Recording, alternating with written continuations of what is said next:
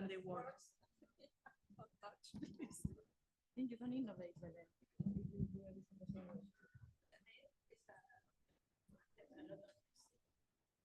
Stick to paper and you never no digital tools. Yeah,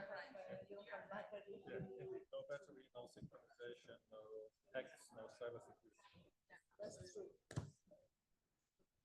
Pros and cons.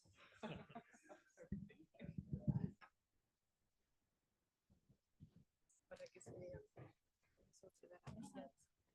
¿Y ya podemos?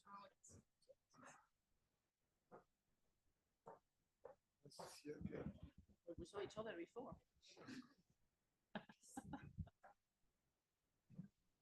Okay. Well. Okay. Thank you very much, everybody, for state seat, please. And okay, let's continue the discussion. Innovation management has a lot of different viewpoints and fundamental obstacles depending of the angle we are thinking. We started discussing on people, and then let's continue discussing on one type of organization that, as mentioned before, is in the core of most of the economical sector. It is startups, SMEs. We have a proposal from the Spanish Technical Committee that hopefully is sharing concern around the globe. It is how we can help SMEs to better innovate, how they can benefit from our ISO 56000 series. We have now in the market already published about 10 standards, 3-4 more coming soon. However, our main concern is if really this standard can help a small organization, can help startups, and in some cases have no structured processes, have no the resources, no time, no departments. So maybe some few people, 2, 3, 4, 10, multitask, developing a lot of activities at the same time, how we can help them to better innovate and create the capability to innovate in a structured manner, let's say, or be able to develop efficient and effective innovation along the time. This is the discussion we want to open today. We have the pleasure to come here again with a representation of different angles. So we will continue to discuss with the European Commission that is at the European level is one of our main stakeholders, leading policies, resources, and European funds, collaborations, alliance. So it's quite important stakeholder for this discussion. Also, we would like to hear the voice of SMEs associations. Sometimes when one SMEs, one startups provide any input, we said, yes, but it's only your concrete experience. So how relevant, how representative is your viewpoint? So then today we will have the voice of the Small Business Standard, which is an association of SMEs associations. So hopefully we will collect the core content of the discussion. And we will have 2 SMEs, one startups, one SMEs, more or less time in the market. So I would like open the floor for the speakers for a brief introduction, and then we can start the discussion. So maybe I can start from Susana. Susana, please. Thank you very much. Thank you for this kind invitation to be here today with you. My name is Susana Rodriguez. I'm based in Spain, in the Canary Islands, the beautiful isle of La Palma. And from there, we are developing blockchain technology, Web3 technologies. I am CEO of a company, Conveno. At Conveno, as I said, we are developing projects for the new decentralized world that we envision in our team. We are collaborating with the Web3 Foundation. We are receiving grants also from them to develop these new technologies that are necessary to establish the kind of cooperation that Joachim maybe in the previous roundtable was alluding to, but in a different way with different technology, but in essence is just the old human thing to collaborate and to cooperate with each other. And this is a short introduction of what I am and what I do. Thank you. Thank you very much, Susana. Then I continue with Maitane Olavarria, which is General Secretary of the Small Business Standard. Go ahead. Yeah, you nearly said everything, but maybe I can add. So indeed, my name is Maitane Olavarria. So I'm the Secretary General of Small Business Standards. As Belén mentioned before, is a European association that is really focusing on representing the interest of smaller businesses in standardization. So our focus is really standardization and mainly European and international standards, and we are based in Brussels. Thank you very much, Maitane. Then I think that most of you also know Joachim Swiering. I pronounce Yes, well? I think I've just given a lengthy explanation of what I do in Brussels. So just to add, that's very happy now to talk about the essence, I would say, and very happy to see also not only a much more inclusive panel than the one before, I'm the exception now, but also very good to have Conveno here, of course, blockchain. I mean, I will speak about the sandbox later, so very well known in the space, but also, of course, from you in Brussels, and very curious also to get to know what your main lines of thinking. So I stop here. Thank you very much, Joachim. And then we have Yara. We was wrong, right? Your name. Please correct us and introduce you briefly and explain us what you are doing. Thank you. Me here, I'm Yara Zeta. I'm CEO at BioHiren. We are a spin-off from Malaga University, here established in the Tech Park. I want to thank you the initiative of the Tech Park to invite to have some startups today in the table. What we do is we specialize in photonic integrated biosensors for in vitro diagnostics. We are adapting technology that is mature in the telecom industry, that is integrated photonics, to add more value for the in vitro diagnostics than the current technologies that are commercialized. And well, I'm here to provide my point of view, the perspective of a startup when applying standards or new standards related to innovation. Thank you. Thank you very much, Yara. So I will try to ask three main questions that I will structure about three main points: why, what, and how. So why we need a standard for SMEs, and a specific standard if you think that we need. Maybe I am assuming you are agree with me and you are not. So in that case, let me ask you if really there is a need in the market and relevance for our potential work. So my common question for everybody is why a potential standard specific for startups and SMEs you think could create value and help them to manage innovation? It is maybe we can start from Susana. Okay, you are on the daily challenge of SME. Thank you. All right, so I have to add to my previous introduction that we are a micro SME, so a very small SME, since we are a startup. And we have also participated in the European Sandbox in the second cohort. So this gives an idea of the challenges that we have as a startup in an emergent field such as the blockchain, meaning regulatory uncertainty. So maybe you are going to talk about the sandbox in length later, so I don't explain what we did there, but this regulatory uncertainty for SMEs is very challenging, especially for startups.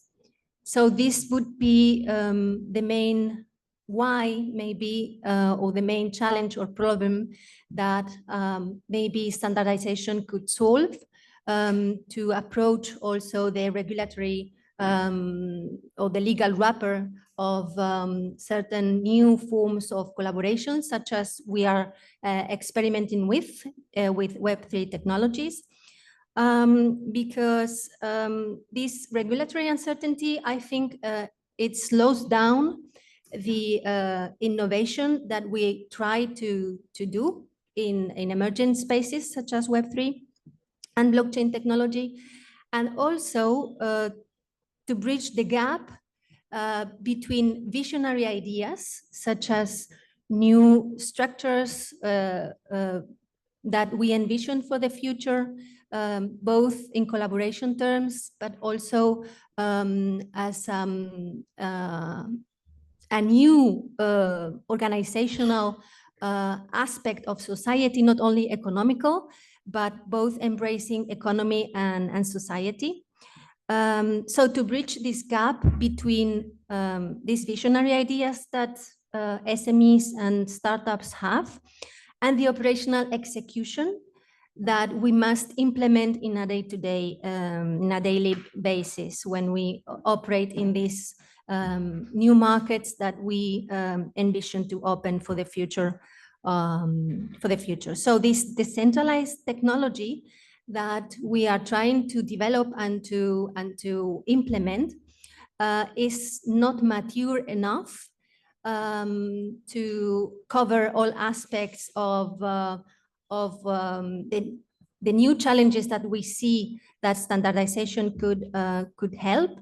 And this unmature infrastructure could be also helped or could benefit from a standardization approach that could be tailored to our needs, the needs of SMEs. But we have also another why, which is very important, and why we need standards tailored to our needs and to our dimension. And it is because we have limited resources. We are not big corporations, so those resources are very limited in time and in means of every kind. So that standardization that could be tailored to our needs would also benefit, so to say, this lack of resources that we have when we would like to experiment on new things, and we cannot scale easily, such as a big corporation could do with the resources they have. And finally, I would like to talk about another why, another challenge, another problem that we have as SMEs or micro SMEs, which is the tension that we feel we have between the speed that we are required to provide to the projects that we have as startups, as small businesses, and the ethical responsibility that is required from us, because we have to take into account also ethical aspects regarding new technologies, such as, for example, artificial intelligence, blockchain. Maybe, yeah, I think blockchain has also many ethical implications. But when we talk about artificial intelligence, and we are working now at my company at the intersection of blockchain and artificial intelligence, this speed in the developments that we have to provide for the market is always in tension, or there is a tension with this ethical responsibility that we have to provide, that we have to include in the equation, so to say. So a standardization process or a standard that could take into account also this balance between speed and ethical commitments or responsibility, and to help SMEs to cope with this kind of tension would be also very beneficial for us. This is my last why. Thank you. Thank you very much, Susana. Then I will move to Maitane, that most probably, you know, try to avoid repeated for sure. You should be It's agree very- in some points. It's very problematic to avoid repetition because I think I agree with the main points that Susanna raised. Indeed, from my perspective, I think also important added value of a standard, of course, is to, as we said before, and you mentioned it, in many SMEs, innovation tends to be informal. So I think also providing a structure, providing a standard that can help you to measure, can help you to see where you need to focus, that brings a bit of a structure to the process, I think would be very valuable. It can help indeed, as Susanna said, to maybe scale innovative ideas. It can also help maybe to make innovation more repeatable, not by accident, how we come that we were successful, we don't know. So I think this is one of the potentially one of the big added values of standards. And I think indeed it has the potential to also bridge the gap regarding different actors in the innovation ecosystem by providing a common language, a common approach. I think there might be a lot of added value in it. But to your question of why we need a standard, I think we will discuss that later, I'm sure. But of course, we will need a standard, but we need the right standard, and that's important. We really need a standard that provides added value to SMEs, simple for SMEs. So I think we need the right standard. So we need one, but the right one.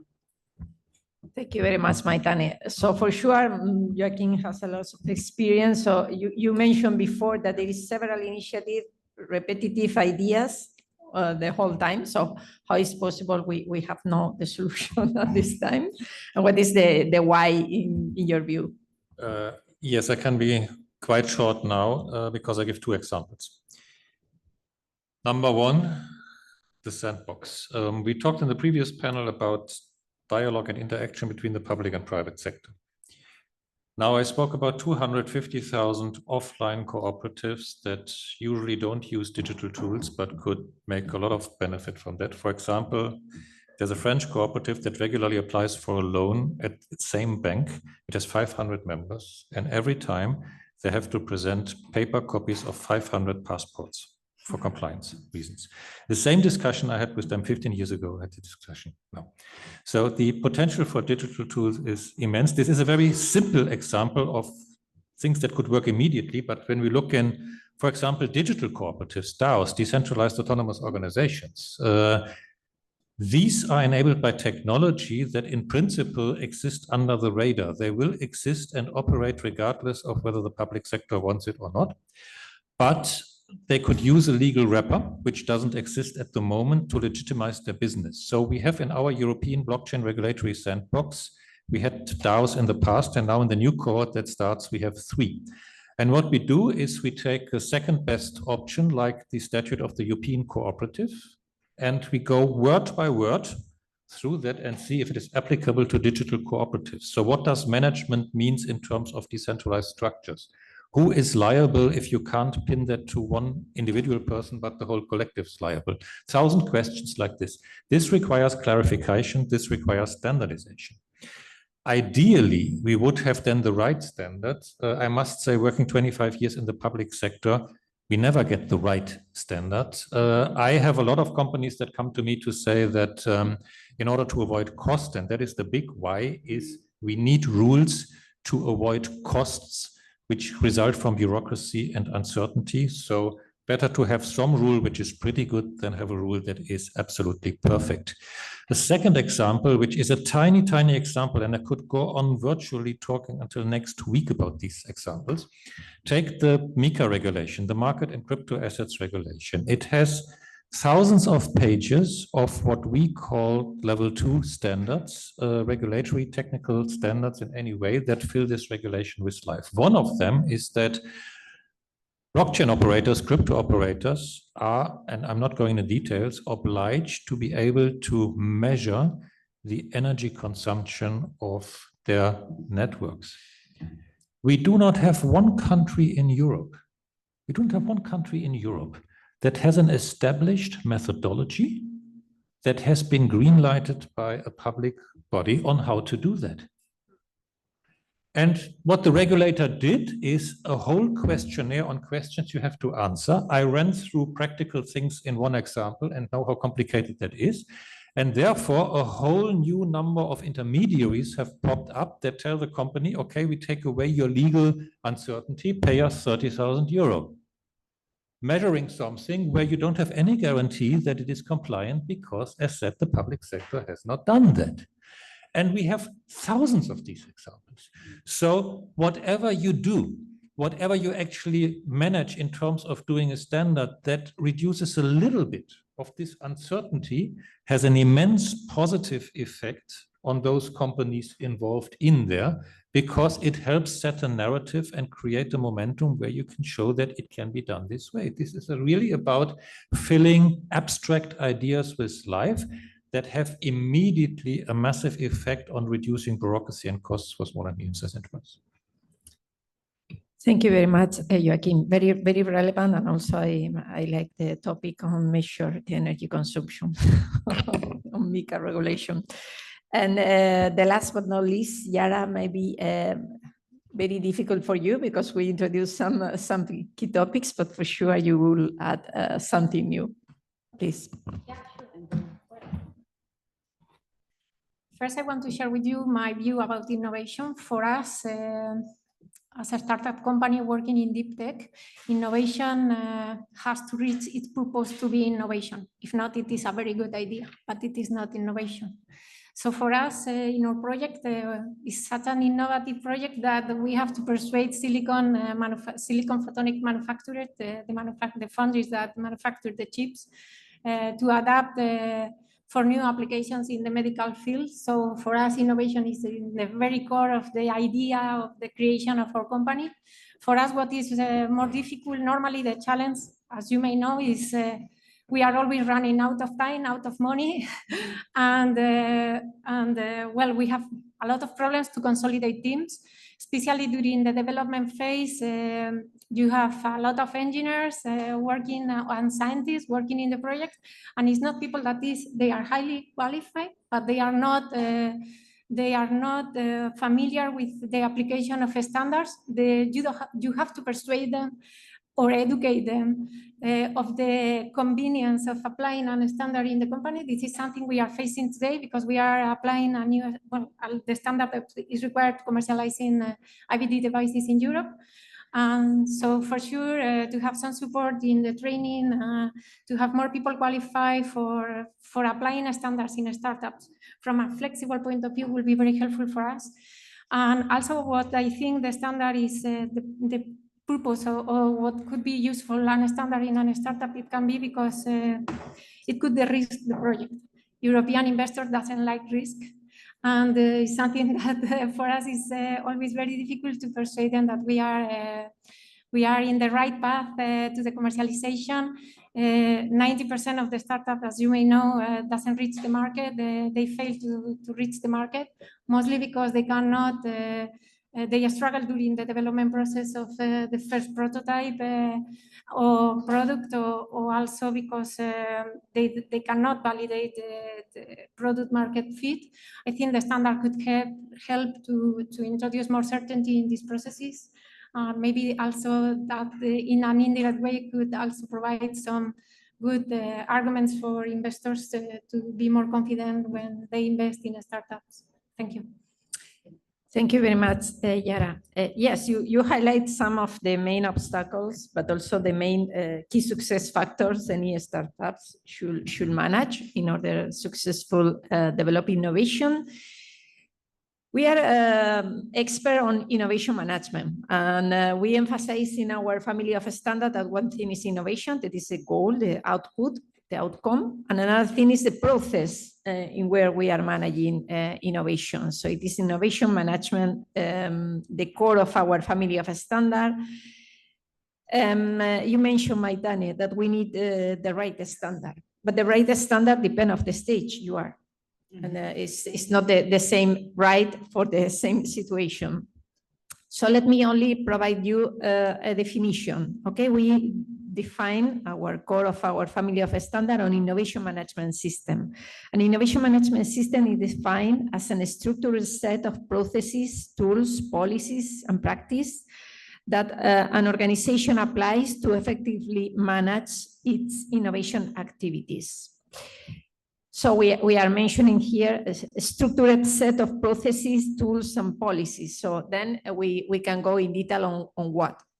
If really you think in your daily activities, in your context, that you can think in terms of have a set of processes, on tools, on policies and practice, or maybe you need, it is something you can achieve in the future, but again, today you need something more agile, something more easy to implement and develop the capabilities you mentioned, Yara, on how training to use standards. So maybe we miss, I'm looking forward to identify what gap we have between what we have already published and what do you need. So now I will start in the opposite way, then you will have the challenges to add something new. Please, Yara, what is your feeling about this type of standard, or the right standard in your case? Well, for sure, it has to be something flexible. For us, it was very important to find the right person to implement the standard that we are implementing right now. I think for the implementation of any standard, it will be the same. At the end, are established or validated processes that will help you to the risk. That is the way I see it. And for us, it's not incompatible for a startup to implement the standards. I think it's for us has been very helpful, but has to be implemented for the right person with a good mindset. I mean, that has to be flexible, because we don't have a specialized personnel, we don't have big departments. So it has to be implemented in a very smart way. I think it's more about the person implementing the processes, because normally we are applying right now a standard that is required in the medical industry. At the end, it has to be useful, because if the standard is not useful, that you cannot start implementing a standard with the goal of, I need it because I need to commercialize. You have to take advantage, because I think there is a lot of opportunities in implementing standards, but has to be also for us, it was key to find the right person to do it. That wasn't easy. So human resources for us, for the quality, the implementation of the quality system of the company and the standards was a huge challenge. Mm-hmm. Thank you very much. Now, Joaquim, I will not ask you about your daily activities on SMEs, but I know that the European Commission has now in the center of the new mandate, the simplification, even regulation standards, the new European startups and SMEs, startups and scale strategy. And based on your experience, long experience, what is in practical viewpoint, not exactly on what should be done, what are the main challenges in terms of provide useful tools for SMEs, useful standards we face, and how we can solve? Thank you. I knew that this question was coming, and we are among ourselves. I mean, don't ask me to say anything positive about the potential of omnibus regulations, or let's say also startup and scale-up initiative on really solving the problems that we are discussing here. I mean, I could say, but I'm not saying it, that if you create 50% new bureaucracy and then have 3 omnibuses that reduce 25% of that, then you should not be celebrated for reducing 25% of that. Startup and scale-up initiative is very similar. I said we had already 9 years ago. The big difference now is the part on infrastructure. Read the part on infrastructure. It is a very small thing that basically looks into the future. What does it solve? What, in my opinion, solves things, and there I go back actually to the previous point, is to be aware of what the combination is of your topic, of the substance, the time dimension, and the people dimension. So when we bring out regulation, or when we bring out a communication like the ones you mentioned, we have a year-long process behind us. We publish something, and then at that moment, the world has already developed, because it's not that much known perhaps outside the European Union, but the Commission proposes something, then it goes normally into a year-long process of discussion with the co-legislator. Then comes the level 2 standard. So for example, for the MiCA regulation, which regulates a tiny part of crypto markets, it took 7 years. It took 7 years. And we had a massive innovation since then when this is there. So what I'm saying in terms of standards is not, again, that it comes top down by certain communications or rules or whatever.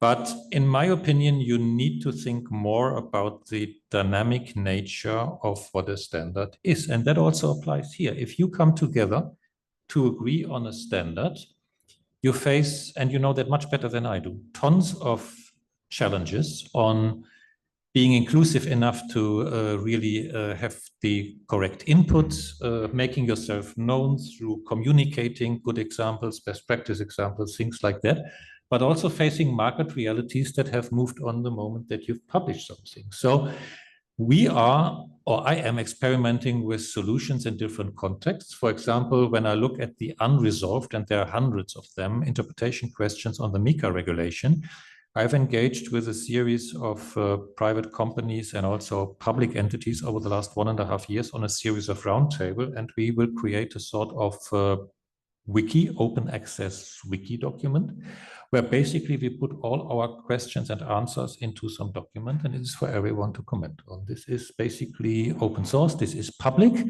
So we make a proposal of how we think. It's not, of course, hardcore standardization, but it's aligning language of what we think the correct language interpretation is. And we see it moving in the correct space. And then comes the skills dimension, which is why the previous panel was important, because then we get more and more people that understand that. And what happens in public entities is the good ones that really understand it are immediately bought away by the market, from the private players, from the consultancies, from the law firms. And we get the next level of les imbéciles, the unknowing ones, into the system, and we start this exercise again. So standardization is extremely important. It is extremely important to think along the lines that have been mentioned here.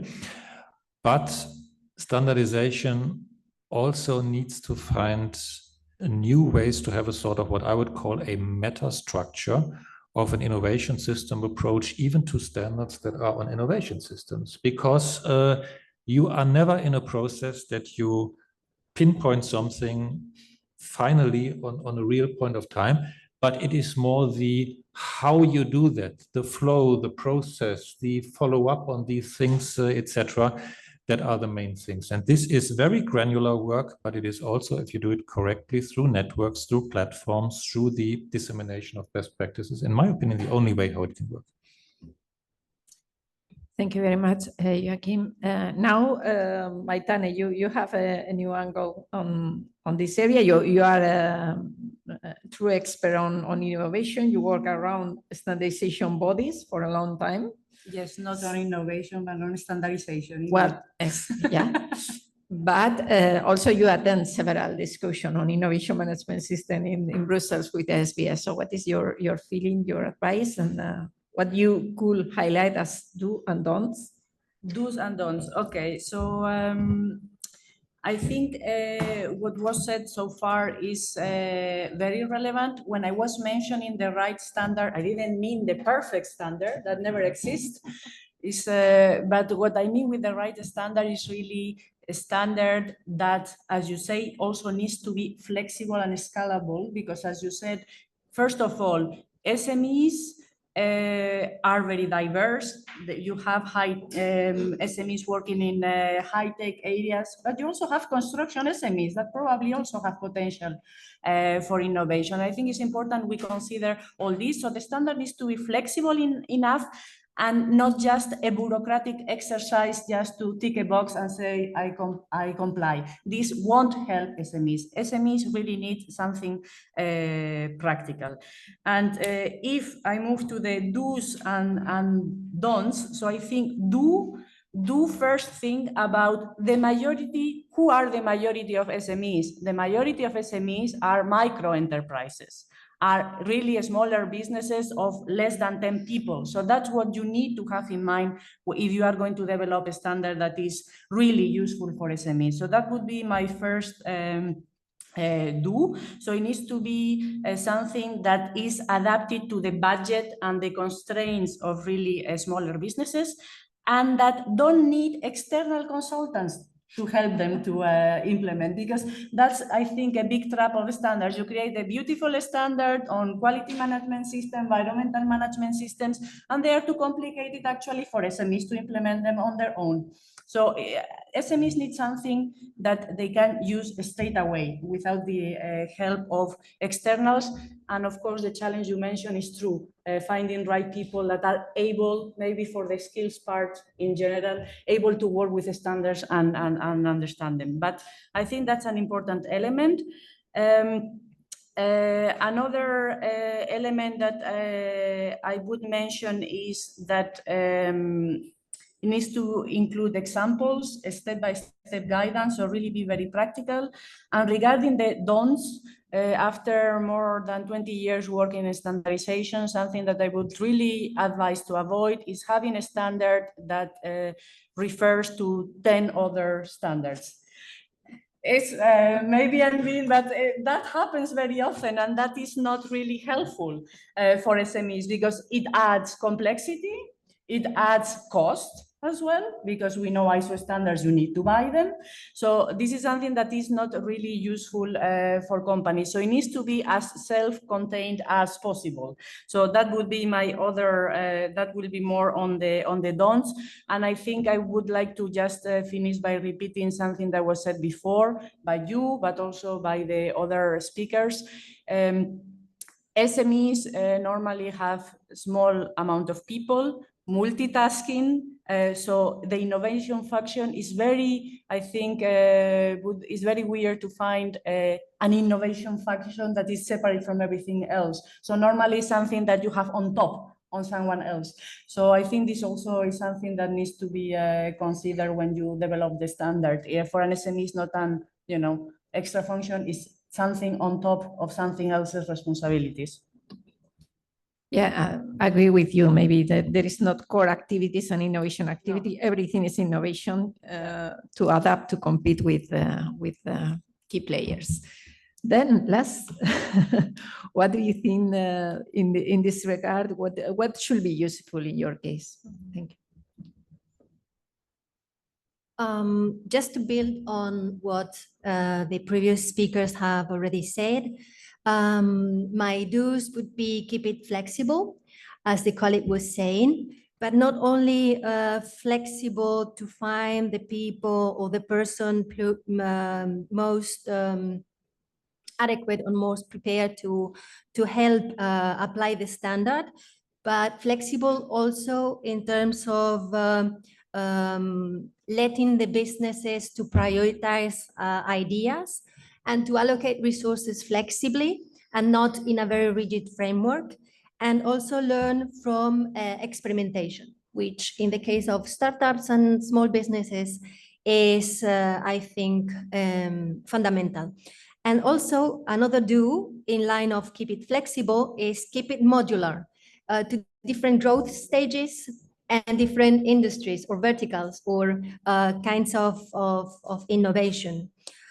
To build also on the bureaucracy and the red tape, these micro SMEs that you mentioned, and my company is a micro SME, we need to prioritize clarity and simplicity, as you said.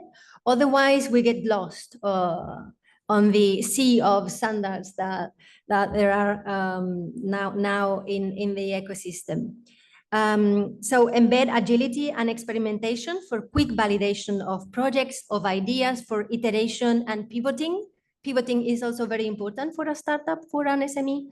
So we need the flexibility to go from one idea to the other if the previous one fails, without any added cost, as you were mentioning with all those consultants, etc. We should be able to do it in-house.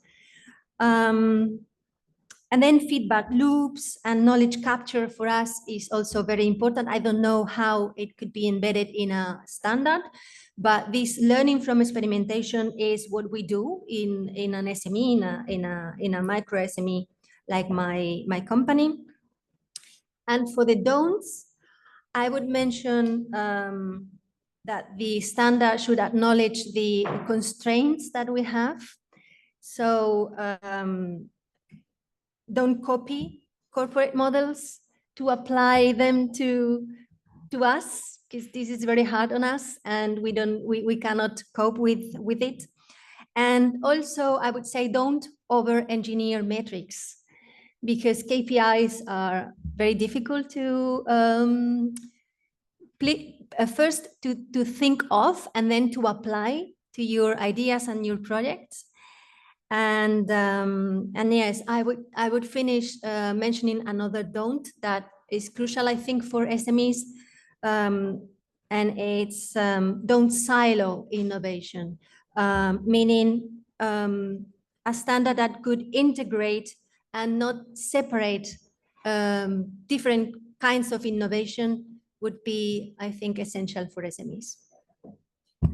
Okay, thank you very much. A lot of ideas. Now I would like to give the floor my colleagues. You are very quiet. So you have 10 minutes for question. For sure, you will have any question, any comments. You receive some critics, maybe, let's say. So it's your time, maybe, please. Annika?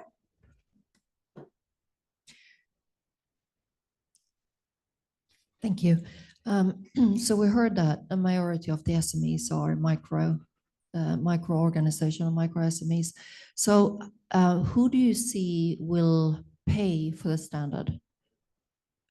Who is the buyer and the payee of the standard? Do you think that will be the small organizations, or will it be someone else supporting those?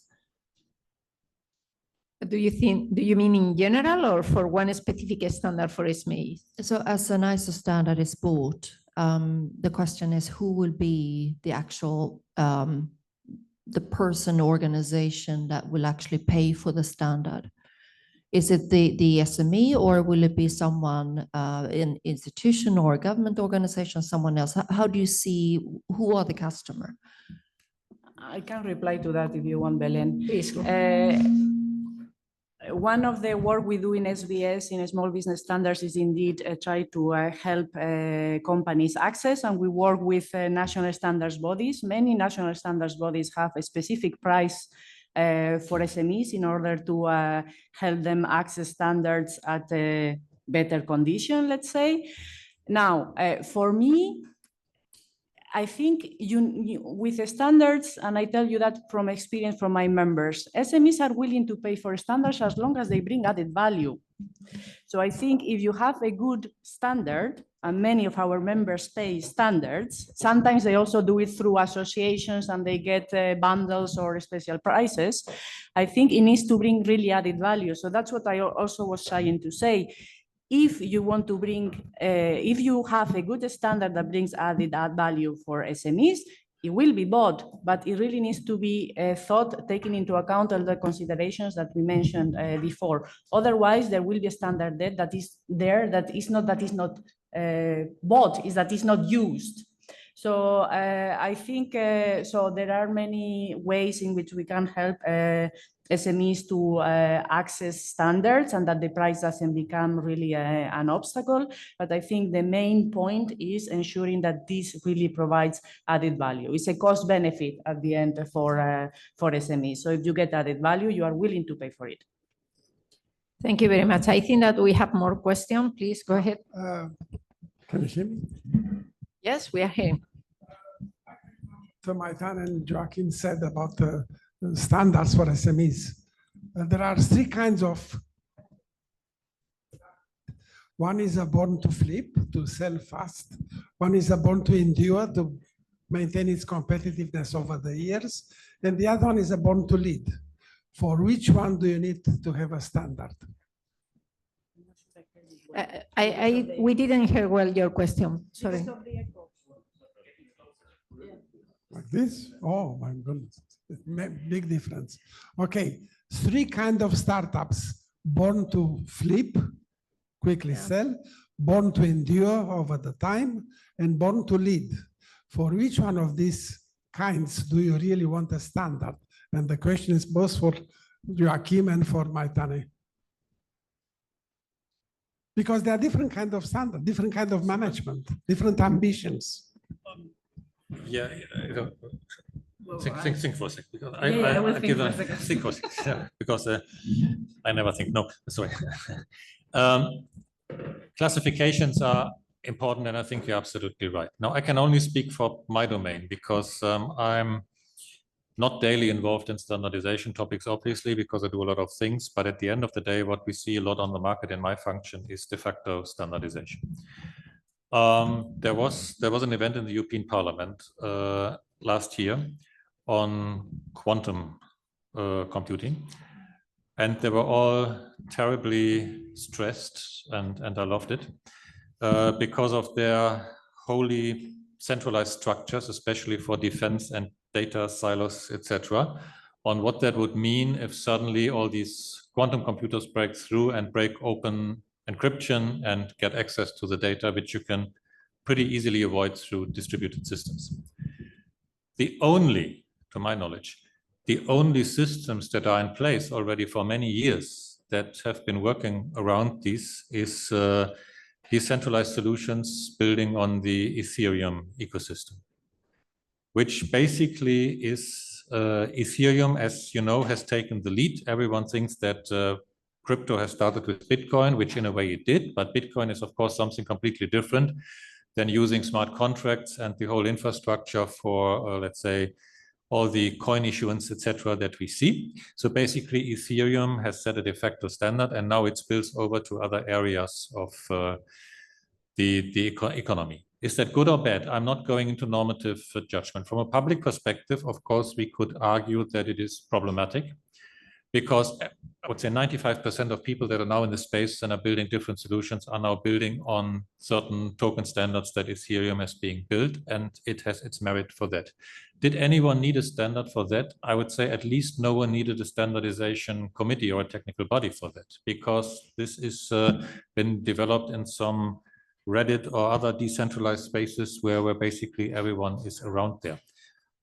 Where we need a standard in this area, and in my regard, is for all those other categories that you basically mentioned that have no clue what we are actually talking about, but need to know when I have data somewhere as a company, as an SME, how can I protect my data?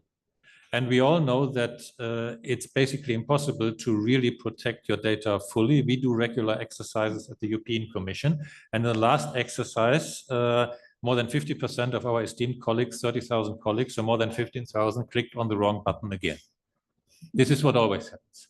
So in this regard here, at least if you can add a little bit from a cybersecurity perspective on these things, it would tremendously help to set a standard. So from this perspective, it is certainly not for those that de facto take the lead, but that's a political question. To what extent would you wish, if you adopt a traditional perspective, to have it that way? Because it can also go completely wrong, and you can lock in a whole market, as you know, in the sort of wrong paradigm that can even be abused by, let's say, certain other parties out there if you don't control that. So I would add actually, and then Maitane will answer all of that, to your distinction between the three groups, also the question of what is the underlying technology. It is different in standard setting on digital technologies like blockchain or maybe AI that have a de facto momentum that you are hard to control, if controlled at all, through the public sector. Whereas if you have, let's stay with the energy measurement for infrastructures, there you could very easily set a standard first and even have the lead company apply the standard, because then you have a level playing field on the market. So it's not only the different type of company, but it is also a different type of technology that brings a completely different answer to your question. So thank you very much for refining your question. It's not an answer, but I think it really depends on what you do. I also agree with you that it really depends the context we are talking about. But I mean, if you talk about standards in general, and with any innovation, there is a moment where you will need a standard, even, you know, to be able to scale up, and as you say, also to avoid having, you know, lock-in effects. So from my perspective, in any way, standards are essential, and also in innovation management, it will be essential also if you want to endure in the market and to be in the market and continue to be able to be a competitive company. So I see that as an essential tool from my perspective as well, if you really want to really be a sustainable company that is able to you know, continue offering also new solutions, products, ideas into the market. But I agree basically with your reply. It really depends. It's more complex than just these three categories, and I think it would depend on many other things as well. I want to add something. For SME, the way you approach the standards is you don't approach the standard because it will add value. It's because you need it because the regulation in the European Union will demand some standards for you to be able to commercialize. So you start because you approach the standards saying, okay, I need it because I need to commercialize. And then in the path, you realize there is a high value in applying a standard in the company.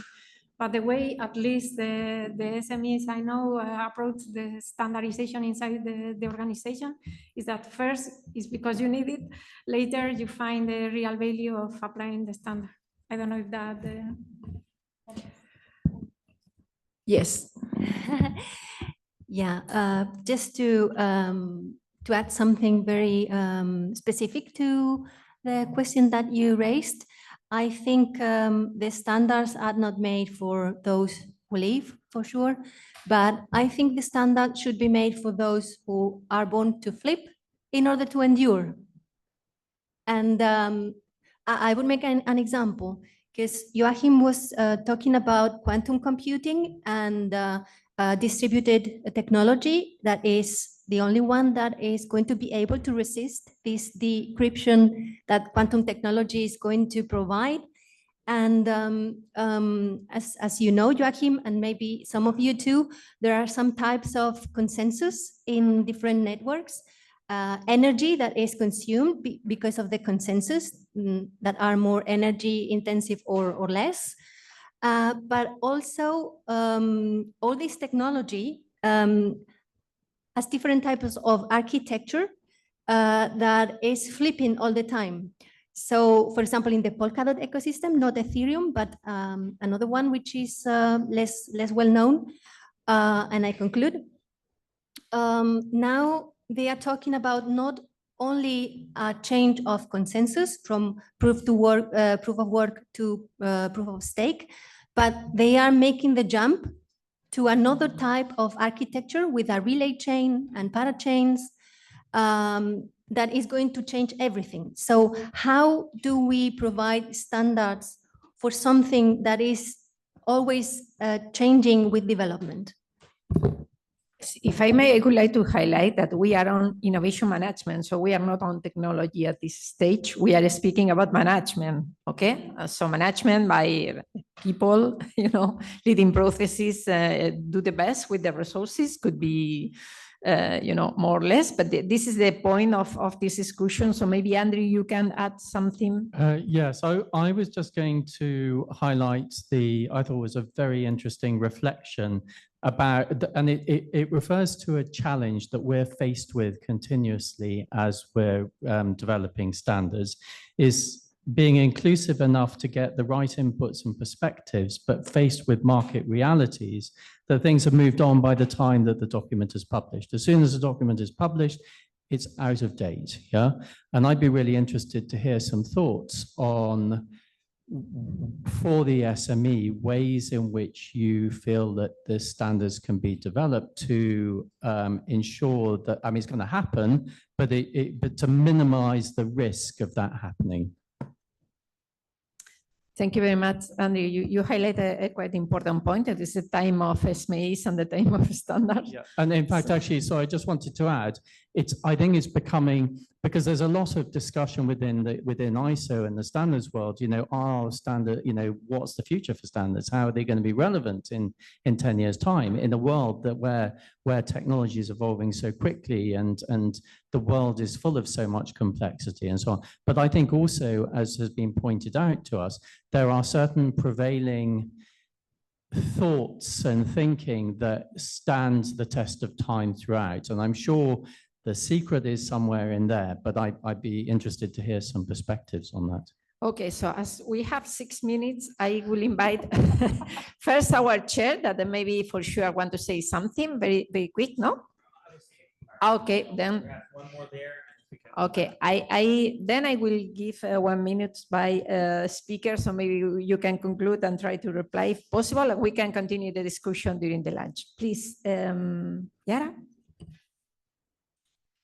Well, really, it's a very difficult question. I think it is necessary to find the balance in between flexibility and establish a procedure, which is, I think I agree with you that that when she was mentioning how to apply standards in a very changeful environment, which is one of the main problems that we found when trying to establish processes. And the main difficulty was deciding to which processes the standard will be applied and which processes of the company are out of the standard. That was tough for us to just say, okay, we are applying standardization in these processes, and these others that are more related with the research and development that we do, they have to be out. So maybe this standard for innovation could cover that gap. But really, I don't have an answer, I think, to find the correct balance in between flexibility and applying and establishing processes. It is difficult. I think you're the expert. I hope you will find the right solution. Thank you. Joaquin, please.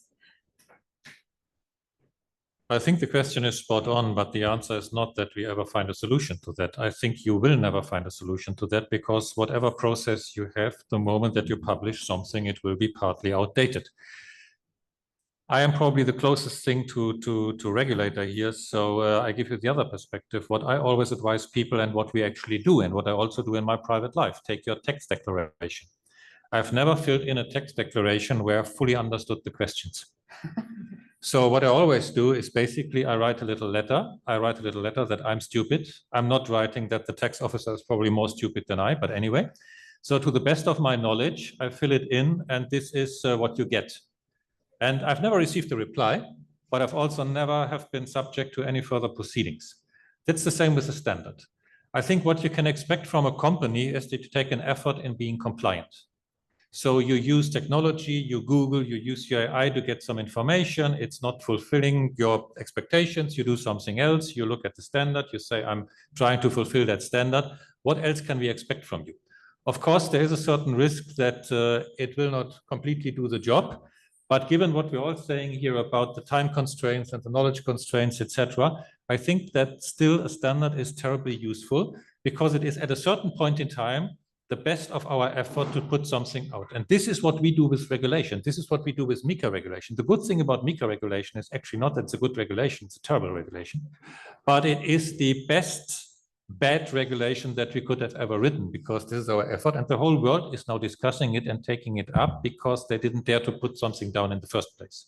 So this is the function of text. This is a function of process. And then at the end of the day, you just say that I'm basing myself on that standard. Be assertive. That's the second part of that. What else can I do? I have other things to do, but here basically this is what you get. And tell me if I'm wrong, and they will not tell you that you're wrong. But the essential problem, the underlying problem, in my opinion, can never be solved. Very quickly, I guess. Okay, so I mean, I agree that it's sometimes very difficult to have this, balance between flexibility and also giving kind of details, enough in order to be practical. But I also will come to the fact that standard at the end is a guideline, is we need to take into account that there are organizations that also don't know how to address this subject. So I think providing a guideline, best practices, best ideas always will provide at least, some inspirations from our organizations of how to tackle this subject. So I would take it like that. After all, standard is a guideline. We do it, as you said, at the moment we are the best way we know, and standards can always be revised as well in the future. So, and you just provide flexibility to take another approach, but at least you give a reference that can be taken. Thank you very much. Yeah, for me, I think the answer lies in the common basis that a standard can add to the doings or the work that is going on in an SME, meaning to make or to put a comparison or a metaphor. If you have an equation and this is full of numbers and symbols and everything, and then you have different outputs.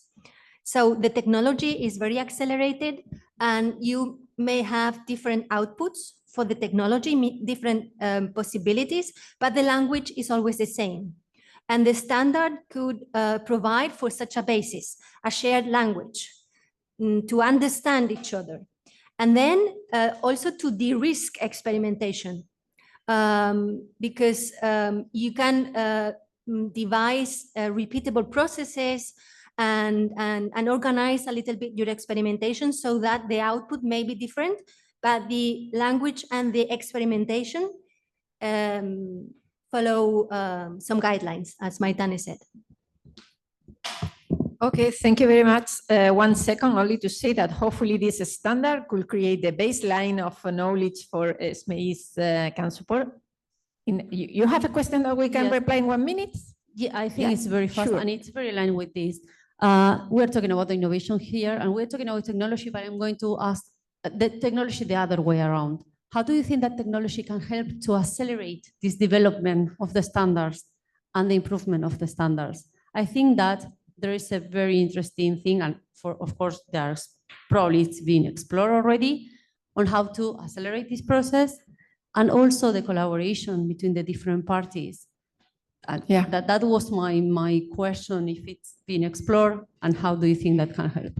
Thank you very much for this question. The reply should be, please join National Technical Committee, because it is the floor to discuss this type of things, to provide input. So the most important for SMEs is not only to apply a standard, also to lead and to help develop a standard that is applicable for them. So it is a big discussion, difficult, but we have the right place. It is exactly the role of technical standard for this. You want to add something? Okay. I just have wow. Well, you should invite us to lunch more after. No, next time start this way instead of this way, because by the time it gets here, the time's up. Please, do you have a question? A comment in 1 minute? Only 1 minute. Well, it takes me longer than that, but okay. I'm thinking, how do you use a standard such as this at a higher level, right? Not just for the SME itself, but how can you take the work that you do at the European level to try to get those SMEs to use them and to use it in a coordinated fashion so that they help each other and not just help themselves? Most probably, I think that Joaquin, you can reply. Not for. Or my. I thought it was for the association. No. Okay. No. It was for you. I can only say in my domain that this is massively happening. I mean, I spend much more time reading and fora, chat rooms, whatever is posted in some place to see how these discussions are going. And as soon as someone, at least in the digital domain, has a good idea, it's probably the first one does it in Karelia, the second one does it in Malaga, or the other way around. Sorry, I'm saying the wrong narrative. First one in Malaga, second in Karelia, and the third has already done it in Patagonia or something like that. I mean, the essence is for the process, in my opinion, that people everywhere face the same problems, and they try to find it. So this is not about reinventing the wheel by the processes. This is about transparency, information exchange, best practices, and communication. So, sorry, Yes, sorry, just a minute, we, yeah. So I'm hungry. yes. If you want to have some food, we should. Yes, leave, okay? I think that during the lunch, we have more ideas and we can inspire a bit better. Thank you very much, everybody, for attending. Thank you, Joaquim, Yara, Maitane, and Susana. Thank you so much.